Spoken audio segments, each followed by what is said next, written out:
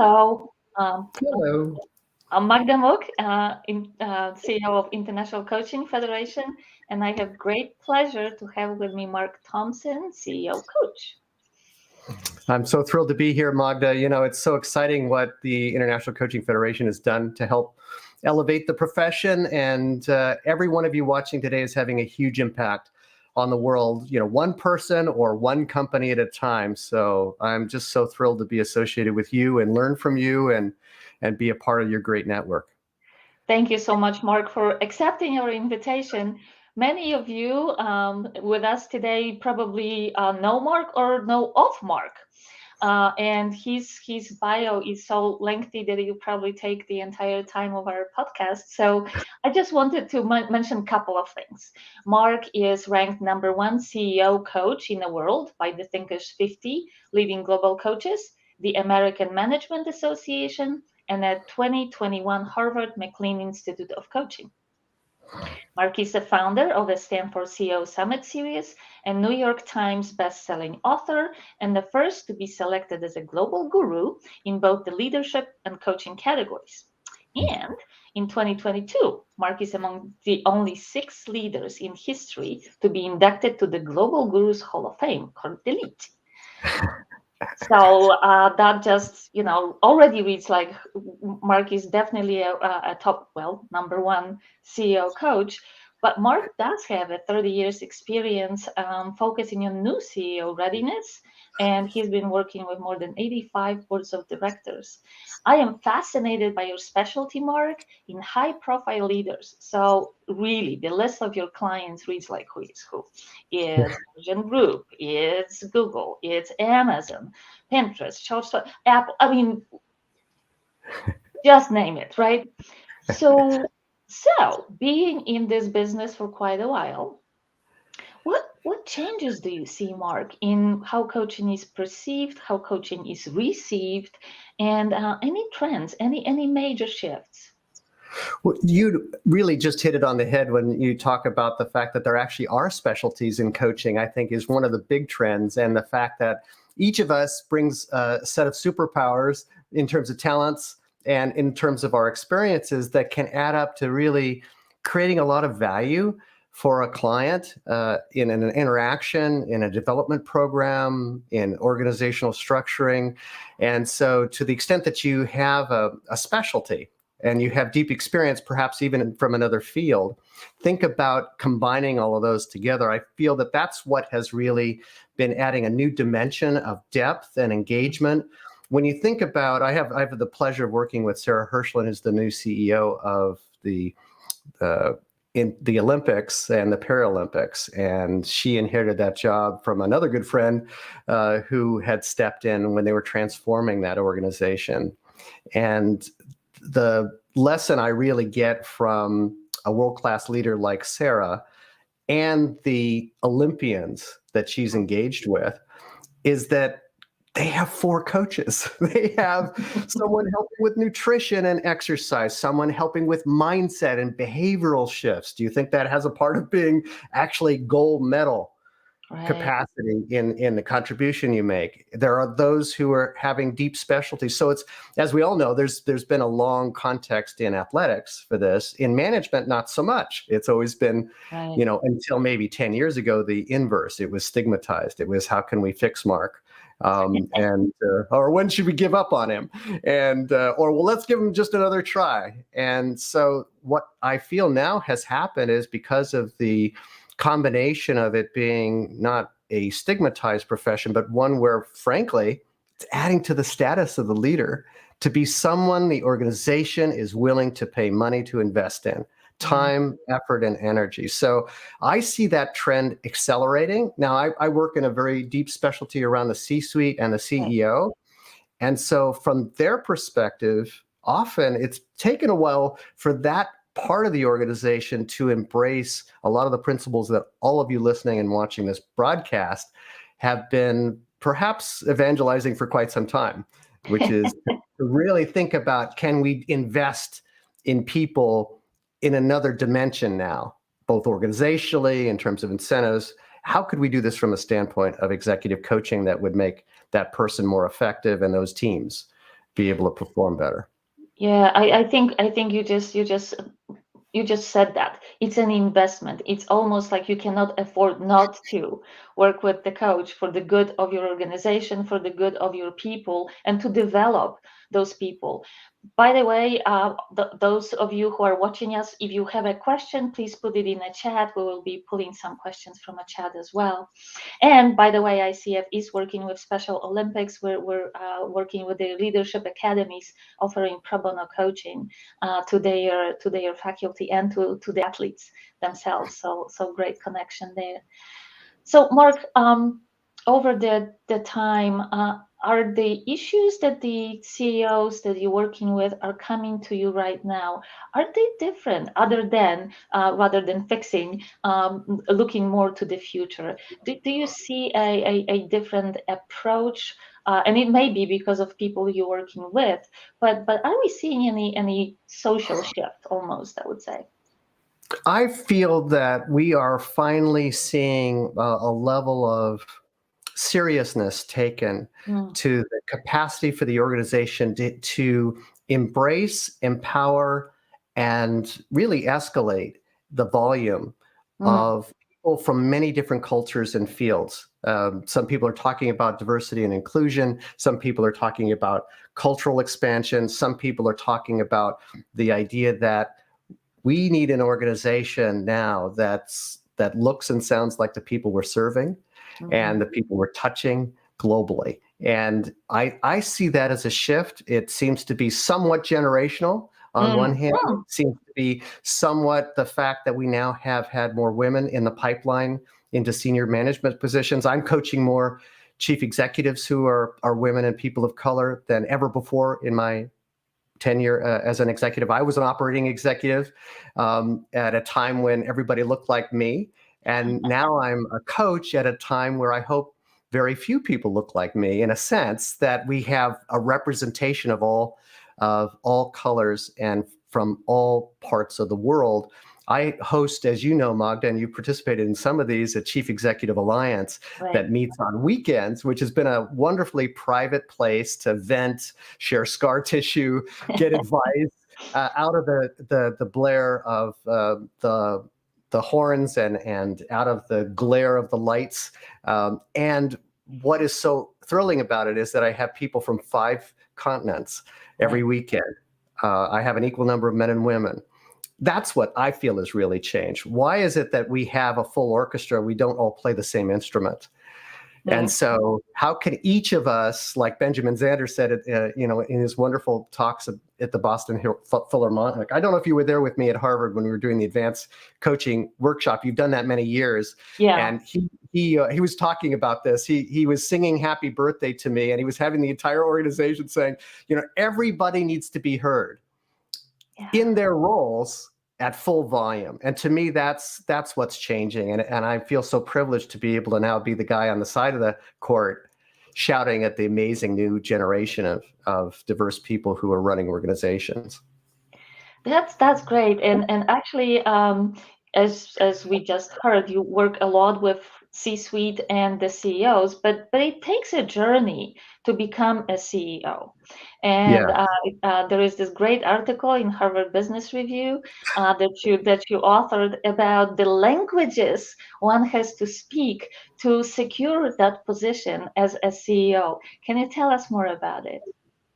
Yes, I frame it as languages that we need to learn because it's more than just being sensitive to or just addressing as checklist of stakeholders, Mm, which to me feels like kind of 2 orders of magnitude less impactful than to say, no, what all of the stakeholders in your organization and outside need is a demonstration that you have fluency in their craft or in their contribution. So for example, the chief marketing officer, you won't be surprised that she doesn't speak in exactly the same way as your general counsel, who has a maybe a different perspective on promoting the organization and risk, or the chief operating officer who has a P&L focus, and the visionary strategist who wants to invent entirely new product lines and services.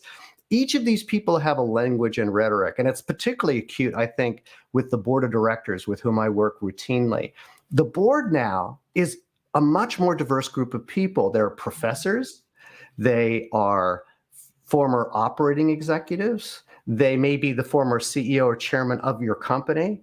They may be in a role where they're coming from another industry and they've been recruited specifically because they have an extra focus in technology or in a particular product or company industry category that the company is trying to migrate towards. So they're a service business that wants to become more of a technology platform. They'll recruit board members that represent that.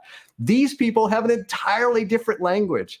And what I wrote about in the article is how it's easy to underestimate when you're the chief executive or you're aspiring to become one, that you might be kind of just a little bit aware of what they do. Actually, we need to double click and have the humility to say, I want to learn your language. I want to know why you are having the impact that you have and how I can add value to that and demonstrate that, I'm not going to pretend to be completely fluent. I do want to demonstrate that I have enough understanding to, if I'm the general counsel, I support the chief marketing officer and vice versa, because once I get tapped to become chief executive, when Magda becomes chief executive, they're going to be the one that the peers ought to be willing to work for.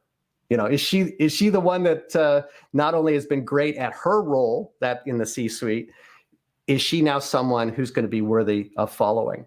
And so that's what I talk about in the article, and you have a wonderful link there through ICF.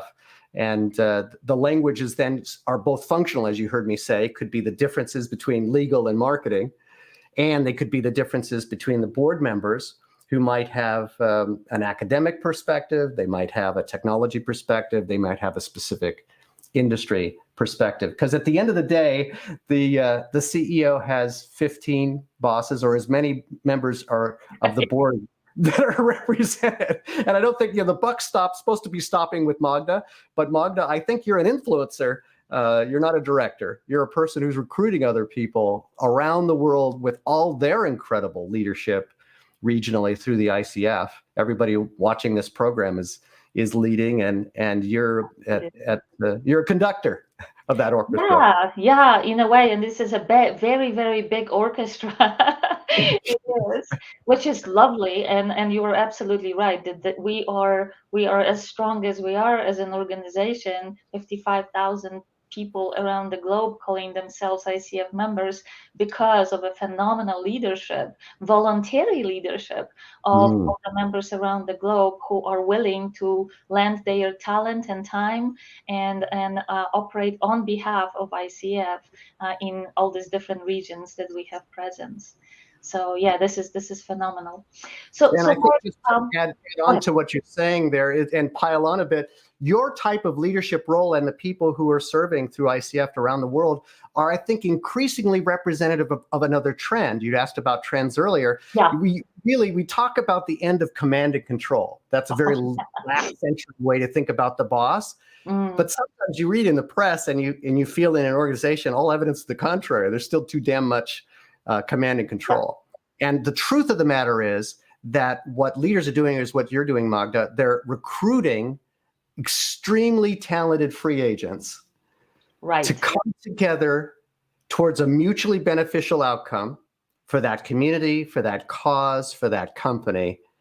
And with the war for talent and the great resignation, more than ever, you're no matter whether they're on the payroll or they're affiliates like you are, you're constantly recruiting them to the cause and earning the right to be followed and to be trusted and to be partnered with. Yeah. So as you said, you're working with so many C-suite people who are just keeping an eye on that CEO position. And then you also work with some very powerful, very recognizable individuals in a field when they do become CEOs. And they seem to be developing their own special language.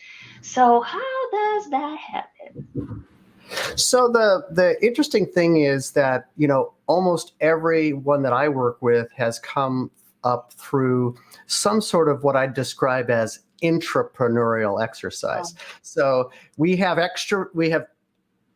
external entrepreneurs who will create a Pinterest from scratch, Right. and this great vision and dream, sleep under their desk and work 24/7 to do the typical Silicon Valley or fill in the blank. It could be Tel Aviv. It could be any part of the world where there's this incubator for that incredible knowledge and entrepreneurship. That person is usually driven by wanting to have a higher impact, to find a better way to solve a problem or to serve a community of customers. And so to answer your question, I'd say that if there was a through line for the capacity to learn the many different languages that the leaders have today, it would be that they felt acutely a need to solve a problem in a new way, in a fresh way, in a better way. They're change agents in a sense.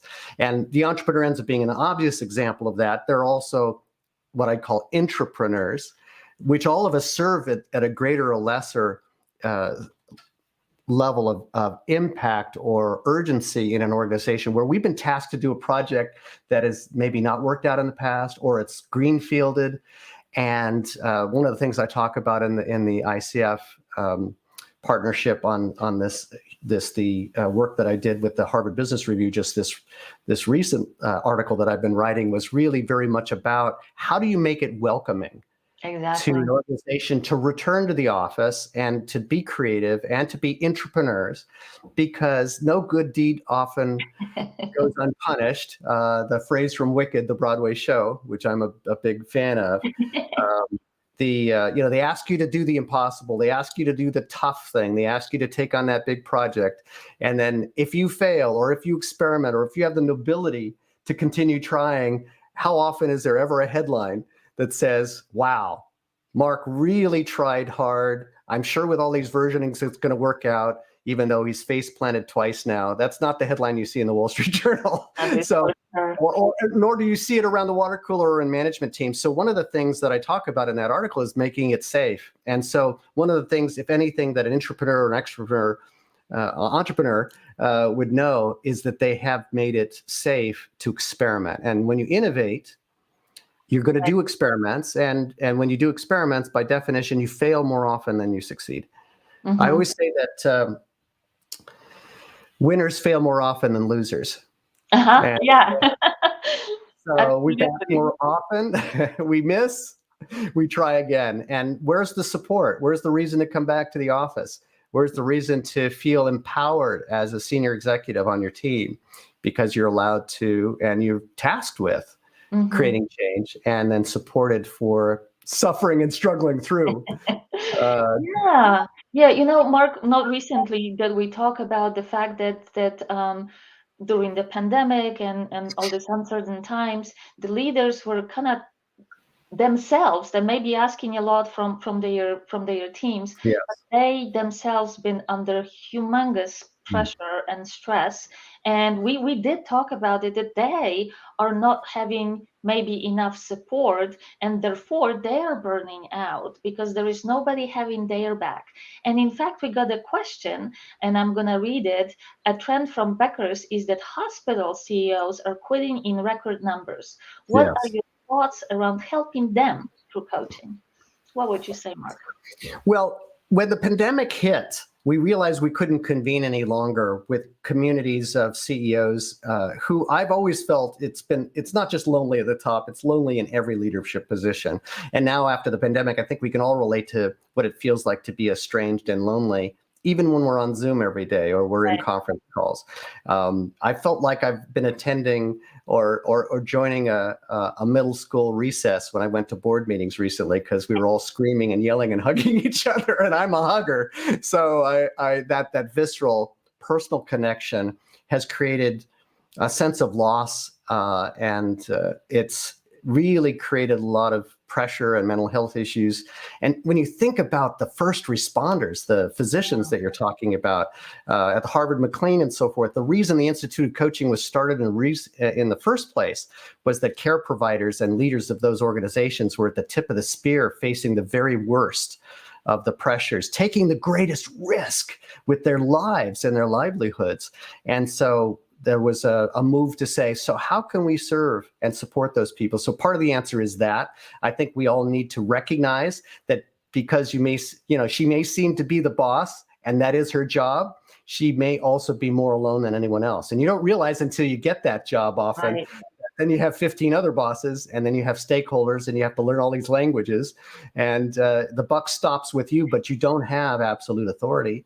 So you need support. And one of the things that Marshall Goldsmith and I did, because we've been hosting private dinners off the record, we've been trying to create safe spaces for leaders to have these conversations and decompress, as I mentioned earlier. So I created life process review sessions, LPR sessions, that allow a space for you to meet with people from a diverse parts of the world, diverse industries, and equal number of men and women, so that you have a private place to have this conversation. Right. And so I'd be happy to talk more about how to do LPR groups. Marshall has written a book based on the 500 hours that we did in our LPR sessions. We have another one this weekend, and it's called The Earned Life. And it's some of the insights that we learned from these private discussions that allowed people to, everybody needs to vent, everybody needs to feel understood.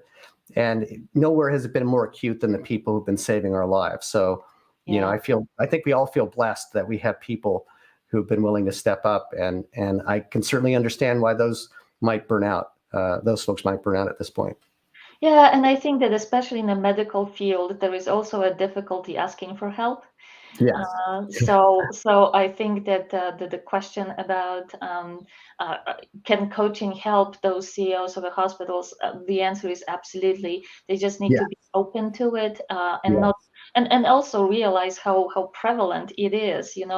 Sometimes hearing the names even of people you coach, Mark, that they are working with the coach may give them that glimpse. By the way, 2 years ago, I want to say, our PRISM Award, the award given to organizations that are using coaching for their initiatives, was given to Cleveland Clinic.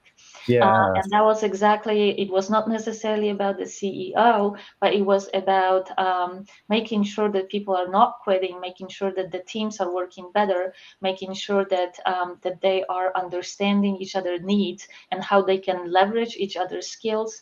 So you can see it on our website, coachingfederation.org. Just look for awards and PRISM. It's a very heartwarming example from front lines, really, because it was during the pandemic. So super excellent.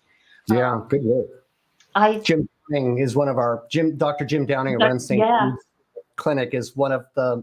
He'll be with us this weekend in one of our LPR calls, and it's interesting to see how much he's benefited from coaching. Now, this is a guy that will often be the smartest guy in the room. Loves research. Was actually trained in other technical fields before becoming a physician, and is passionate about the work he does. And he practices something called objective empathy, as opposed to emotional empathy, which, when you're treating kids for cancer, if you're entirely emotional about that, you can't help them.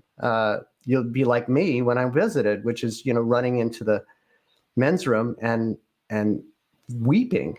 And that wouldn't make me a very effective doc. It could make me a good coach, though, for him. And so, when we talk about these programmings and what you do as a coach, I can't save 20 million lives like Dr. Jim Young Kim did at the World Bank. But if I can make his life better so that he can have greater impact, then I feel like I've been able to pay it forward and have scale and leverage and impact. That's what we do as coaches. When Aisha Evans went from Intel to create the most remarkable autonomous driving mobility company, Zoox, with Jeff Bezos at Amazon, I can't do anything that she does. She's from Senegal, Africa. She's trained in technology in Europe. She came to the U.S. and now she's a badass in Silicon Valley, changing the world. And I feel like I get as much as I can give, and yet it's what a privilege it is to feel like I can help her be the best version of Aisha Evans. And so that's where I think coaching, the work that we do, ends up being noble, because we're the mirror that reflects the light in a remarkable way with terrific people. Isn't that amazing that often the work of a coach is just to help a person access what's really already residing there, what's there, and so that reflecting giving the access, allowing that access to happen. That's quite amazing. I know that we're a little over time, but I do have a question from Jaqueta, who says, I have a master's degree in administration with concentration in leadership. I operate in the leadership role and I love it. I desire to go further in leadership. However, I'm not sure my next step. Please advise. I would just, the shorter answer to that question would be to think about the languages of the leadership that I wrote about in a book in 2012 called Admired. And what I did is I reversed engineered kind of what is most admired in a leader from the literature from Gallup and from the most admired people. And then I compared that and cross-referenced it with the most admired companies in Fortune. And then working with the Kouzes and Posner, the Leadership Challenge literature, decided what is it that people look for in a leader. And I found that one of the key attributes, that the thing that's going to be a game changer for you as you think about the next step, will be to think about what is valued by the leaders who would be hiring you into that next position. What's really valued by them? What we found in our national study is nobody feels overvalued. Everybody feels at some level undervalued.